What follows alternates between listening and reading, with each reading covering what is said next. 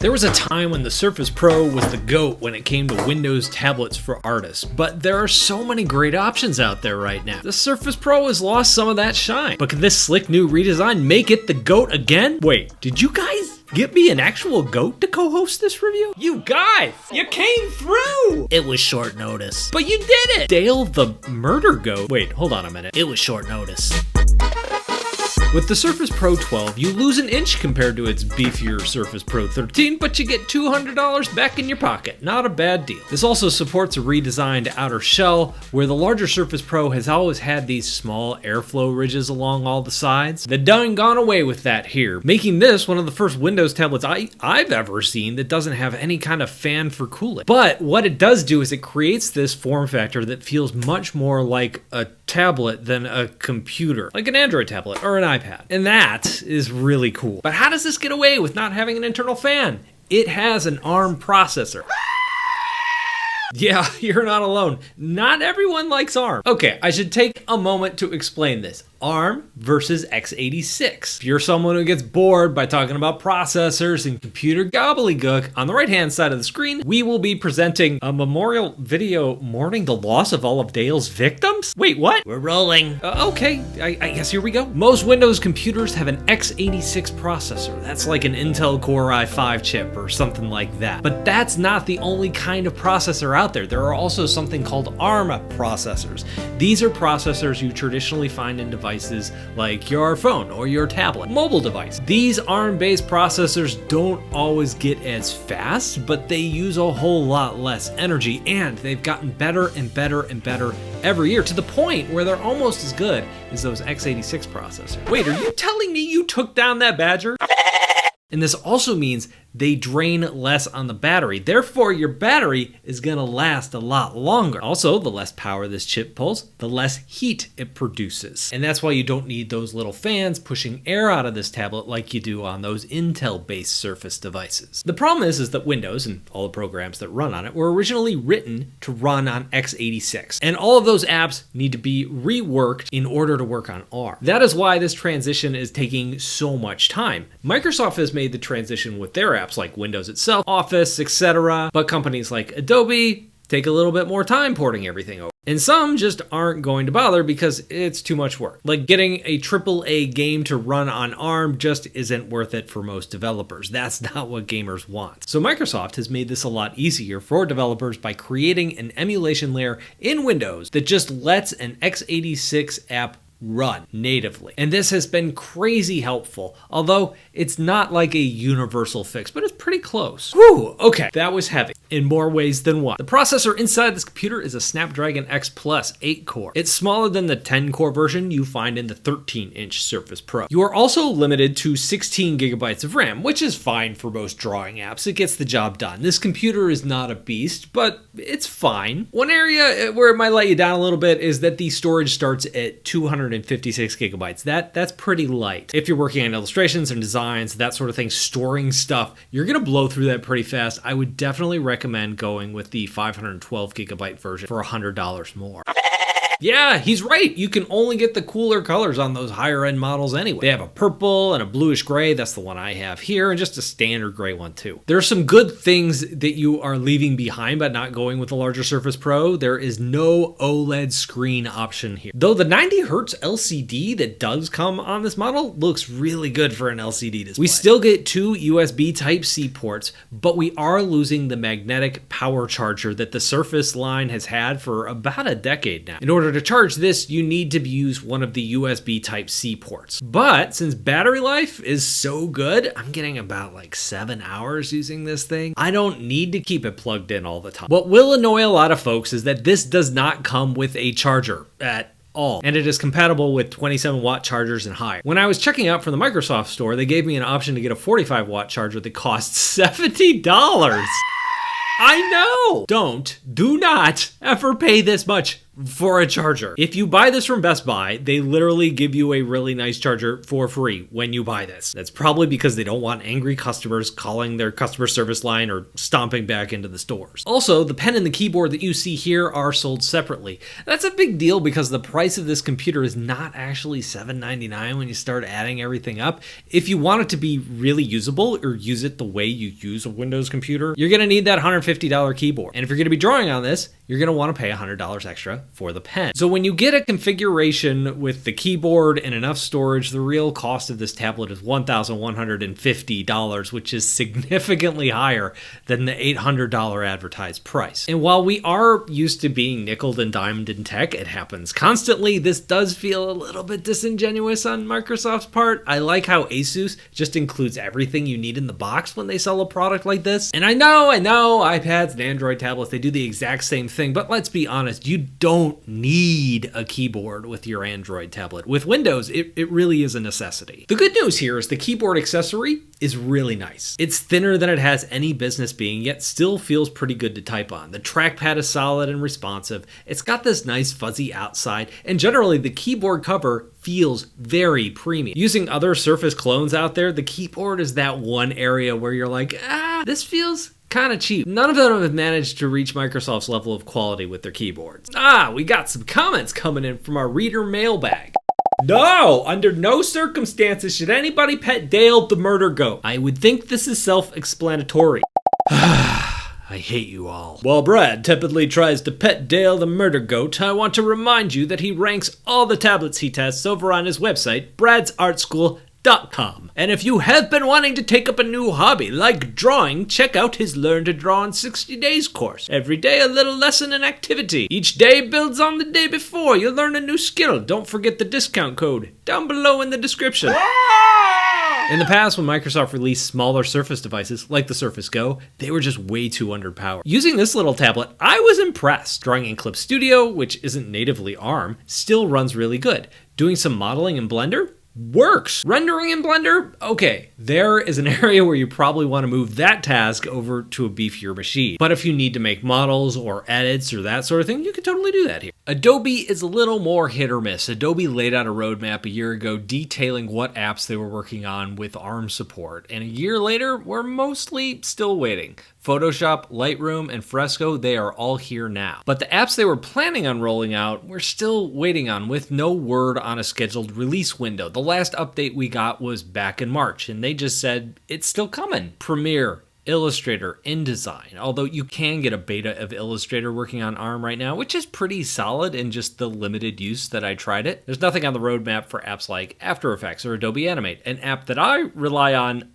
pretty heavily around here in my workflow. I was pretty excited when I opened up the Creative Cloud app for the first time and saw that Premiere was on there now. That does launch an Intel emulation though. Now for the record, I don't have a problem with that. I think that's great. I love that they're launching this thing in emulation mode if it's not ready for ARM yet. Let me emulate this software. It may not be as good as something native, but it's still pretty solid. What I find really frustrating about what Adobe's doing here is they're not allowing me to download apps like Adobe Animate and run those in emulation mode. I just can't use so many of these apps at all. Oh no, it has nothing to do with processing power. Other apps have proven that running in emulation mode is totally doable. For whatever reason, Adobe's Creative Cloud app detects your computer type at the beginning and will not let you download any apps that are not ARM optimized. So if you are dependent on Adobe's apps and I have not listed them out here, or you don't see them on Adobe's roadmap, I would stay away from Windows ARM computers like this one for now.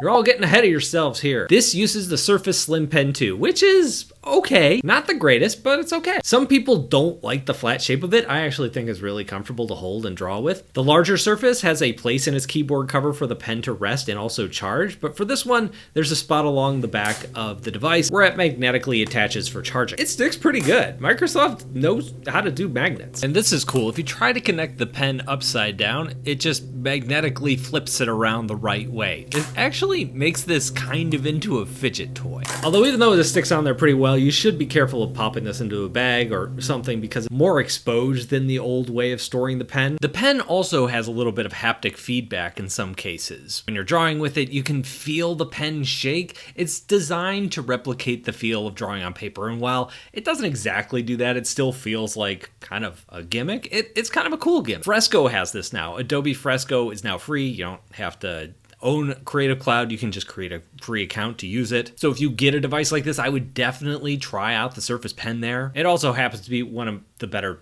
drawing experiences on a tablet like this. One of the reasons I've always loved the Surface Pro form factor is the kickstand, and it is back here. Even in a slightly slimmer device, they still have it in here. The hinge still works just as well. Now, one thing to note is at medium angles, it's not going to hold the whole weight of your palm, but at its lowest angle, it's still pretty comfortable for drawing. The back of the shell gets pretty warm when it's charging, bordering on hot, really. The screen also gets pretty warm too, and I found my palm sticking to the screen if I was drawing and charging at the same time. But I should talk about what holds me back from truly loving this pen. Are you telling me you want Dale the Murder Goat to draw on this tablet? This is an MPP pen, and the downside here is that there is some wave to the pen when you're drawing with it. This slim pen has really improved over the older pens that Microsoft used to ship with Surface devices, but there's still more wave here than a lot of the other stuff out there. Where this really shows up are in slow angled lines. I can also see it when I'm going around corners or making clean curves. I just get some weird wavy bump things. Oftentimes when I'm drawing, I'm doing my detailed work and I'm trying to get things really precise, and that's when it rears its ugly head. But there are some things that this pen does really well. Initial activation rate, it's solid. The way it responds to pressure, it's really good. It's not blowing out anywhere or doing anything weird. So this pen ends up coming in right at the edge of me being comfortable recommending it. If you do heavily rely on clean line work, you're probably going to want to look elsewhere. But if you have a more painterly style or are just using it for like 3D editing or photo retouching, it works great. Same thing with handwriting or taking notes, you're going to love this thing. The other quirk of this pen is that sometimes it can take a fraction of a second before it starts drawing, especially if you're drawing slowly. This happens when I'm doing detail work. That's because the pen doesn't know right away if you are drawing or if you're long pressing on it, which is like the equivalent of a right click on a mouse. And sometimes if you're not moving fast enough, that creates a little less responsive feeling when you're drawing with the pen. Now, before I made this review, I thought, let's try something new. Let's do a quick Q&A during the review to cover some of the questions that you might have about this device. So I'm going to do that. And to do that, I'm going to use Puppet Brad. Okay, I have a few of your questions here. First question here is, can I finally get rid of that iPad if I don't like the Apple ecosystem? I think that's a really hard question to answer because what we're talking about here are two totally different devices. I see the iPad as more of a companion device, whereas I see the Surface as it's a computer that you just could draw on, and it is in that tablet form factor. So that's very, very different because this is a Windows computer that can do anything. For example, I wouldn't want to do video editing on the iPad, even though you can do it. I also think that when you use a lot of programs, like say you use Photoshop and Illustrator and you're using word processing programs, when you use a lot of programs together and those programs have to work with each other, that's when Windows is far more useful than an iPad. If you're doing one thing like drawing, that's when the iPad is great. When you're doing one thing like writing, the iPad is fantastic for that. It's when all of those programs have to work together, that's when it gets a little bit clunky. So it's hard to say whether this would replace the iPad. I think for most people, it's this is a full-blown computer. The iPad is just an iPad. How well does this fit in a garbage bin? Come on, man, I just paid over $1,000 for this. You can't throw it out yet. How is the real day-to-day battery life? I love to see how this drains when I'm out and about. So battery life for me personally is a hard thing to measure. So I wasn't using this thing full-time. I'd use it an hour here to draw. I might use it a half hour here to write part of the script. I might jump over and do some like web surfing and some research on this thing, and then back to writing, back to drawing. And so maybe I'm spending half my day on it. So I'm just using estimates here. And what I found is that when I'm drawing, if I'm using Fresco, which I did a lot of drawing on in the video, that drains the battery pretty quickly. So maybe I'm getting like 5 hours, 6 hours using Fresco. But then when I'm writing a script and I'm using Google Docs, I'm using the web to research things, man, the battery lasts a long, long time. The battery drains a lot slower. So I think in the video, what I said is, for me, I would expect to get about 7 hours. So I'm not expecting full day 8 hours of work out of this thing, but I'm not doing too bad either. Most important is that Slim Pen the best drawing stylus on it. I won't be buying a keyboard, so charging the stylus may be a big problem. I hope to know about other styluses other than the Slim Pen. So you can use any MPP stylus with this. This means you can use older Surface pens with this. You can use other laptop pens that support it. It's a little harder to find an MPP pen than it is to find like a USI stylus or something like that. But my experience is that this is the best MPP pen I've ever tried. Now, your other concern, which is charging, in the past with these Surface Pros, you needed to attach the pen inside the keyboard cover like you did with the last generation Surface Pros. Here, you don't have to do that. Here, there's a space along the back, which is really nice. In fact, if you actually stop to think about it, it's kind of dumb that you couldn't charge the pen with the last version of the Surface unless you buy a keyboard. So here, that is actually a huge upgrade by being able to charge it along the back. And as far as finding other pens, unfortunately, I think this is as good as it's going to get on this device, unless you get like another drawing tablet to attach to this. How reflective is the screen indoors and outdoors? So the good news is indoors, it's fantastic. It's great. It is fairly reflective. This is not a matte coating. It doesn't have anything on it that's going to really help you in that regard. Outdoors, you're not going to really be able to see it if you're in a bright light situation. If it's a really cloudy day, if it's a little dark out, if you're in shade, you might be okay. Even then, in the shade on a bright day, this isn't really a great computer. It's not really great for that. This isn't an OLED screen. It's not getting as bright as the Surface Pro. Can it handle CG work like Blender, ZBrush, etc.? So I didn't play with ZBrush. ZBrush is a little more demanding than Blender, I think, on a minute per minute basis. I did use a little bit of Blender in this just to kind of goof around. And if you're just creating models and doing fun stuff in Blender, yeah, it's great for that. Once you get to the rendering, and I think I may have mentioned this in the video, when you get to rendering, you might want to take that file and move it over to a beefier computer. If you're going to like render out a few seconds of animation or a few minutes of animation, my gosh, it's going to take forever. But if you just want to like see quickly how your drawing looks and just go over to render mode, totally works for that. It's okay. And so I think if you just want to have something that you can take with you to do a little bit of Blender work, but don't have to worry about rendering on this computer, you're going to be fine. It's just where that rendering comes in. That's where it becomes really processor intensive. I want to know if the base model is good enough for art and if they have deals that include the pen and the keyboard. So they might have deals later on that include the pen and the keyboard. Right now they don't. They're just charging full price because that's what happens when a product is brand new. Boo! Is it good enough for art? Absolutely. I think any art app you throw it at when you're talking about drawing, sketching, painting, that sort of thing, this can totally handle. It comes down to the pen and whether this pen has just too much wave for you. For a lot of people, I think the answer is going to be yes. For some people, they're going to be okay with it. I should also talk about the whole base model thing. This comes with 256 gigabytes on that lowest end version. That's a little bit low for a Windows computer. I think I said in the video that I would recommend going up to spending that $100 more to go up to 256 gigabytes. There's no way to add storage to this, so you're probably going to want that on a Windows computer. How comfy is it? Is it light enough to hold with one hand while drawing outside? So the one problem you're going to run into drawing outside is it gets bright, right? But you're probably going to get some glare if you're out in the sun. If it is a sunny day, you're not going to be able to see super well on this thing. It is small enough to hold with one hand. That is one of the nice things, is that it's thinner, so it feels like an iPad in your hand or an Android tablet in your hand. It doesn't feel like a Windows tablet. So in that regard, it's actually pretty nice. It just really comes down to how sunny of situations are you going to be in, and if you're going to want to draw with it outside. One hand really depends on the size of your hand, how you're holding it, and that sort of thing, because it is 12 inches. That's on the larger side when we're talking about iPads. Is this basically a new Surface Go? Does anything run well on Windows for ARM yet? Fresco, Krita, Medibang, Rebel, Affinity. This is a great question because all of the smaller Surfaces in the past kind of sucked. Like, Microsoft totally underpowered them to get them onto a certain price point. That's something that with an iPad or an Android tablet, if you go with a cheaper one, they still work really well for all the art apps you want to use. In the past, a cheaper Windows computer just wasn't powerful enough. Here, I think it is. I think this is better than the Surface Go. This Snapdragon chip is legit. It's powerful enough to run anything that runs, if Adobe lets you run it, even in emulation mode. So in terms of all those apps you listed, you're going to be just fine. Is display getting hot? The short answer to that is yes. The display can get hot depending on what you're doing.